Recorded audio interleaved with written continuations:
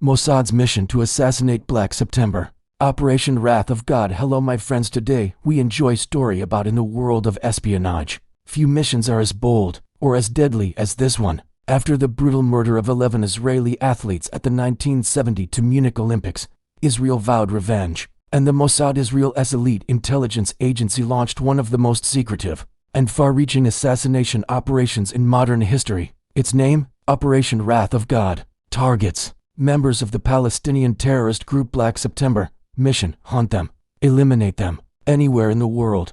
This is the true story of how the Mossad turned global assassins, and how vengeance came at a price. The Munich Massacre, September 5, 1972. The world was watching the Summer Olympics in Munich, Germany, but the games came to a horrifying halt. In the early morning, 8 armed members of Black September, a radical Palestinian group, stormed the Olympic Village. They broke into the Israeli team's dorms, killed 2 athletes, and took 9 hostages. The world watched in shock as a standoff unfolded live on TV. After hours of negotiations, German police attempted a rescue at Fürstenfeldbruck Air Base. The result: a disaster. All 9 Israeli hostages were murdered, along with a German police officer. Only 3 terrorists were captured alive. The massacre left Israel grieving and enraged. Israel's response the next day: Israeli Prime Minister Golda Meir addressed the nation. "We shall not rest until justice is done." But this wasn't just about justice. It was about deterrence, about sending a clear message: no one kills Israelis and walks away. The government greenlit a covert operation, assigning the Mossad with an extraordinary task: track down those responsible for the Munich massacre, eliminate them quietly, globally, and with precision, avoid public accountability at all costs. Thus, Operation Wrath of God was born. How the operation worked: Mossad assembled a special team of operatives, most of whom had never met before. Each cell worked independently with a strict chain of command. Their mission: travel across Europe and the Middle East, use forged passports and false identities, identify, confirm, and neutralize key Black September operatives and their PLO supporters. The operation used front companies' safe houses, surveillance teams, explosives, silenced pistols, and even poisoned letters. No trial, no arrest warrants, just targeted assassination. First blood: Valswader. The first target was Valswader, a Palestinian intellectual and suspected Black September member living in Rome. On October 16, 1972, 2 Mossad agents followed him home after dinner. As he entered his apartment building, he was shot 11 times at close range. Swader died instantly. Mossad's message was clear: "We are coming for you." But controversy rose. Swader's direct involvement in Munich was never definitively proven. Still, the mission continued, hunting across Europe over the next months. Mossad teams operated across Paris, Cyprus, Athens, Beirut. Their targets were members of Black September and PLO-linked operatives.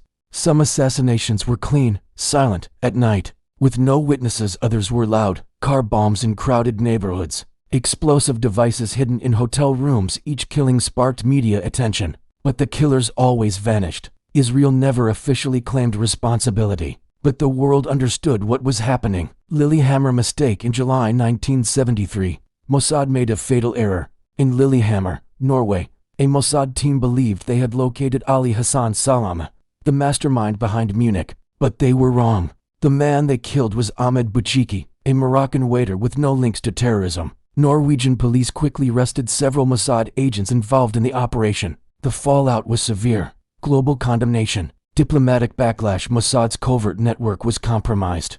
Operation Wrath of God was temporarily shut down, but the mission wasn't over. Hunting Salama, the true architect of Munich, Ali Hassan Salama, had become Mossad's most wanted man. Nicknamed the Red Prince, Salama was a top commander in Black September and a close bodyguard of Yasser Arafat. For years, Salama eluded Mossad, constantly changing locations, protected by heavy bodyguards, living lavishly in Beirut.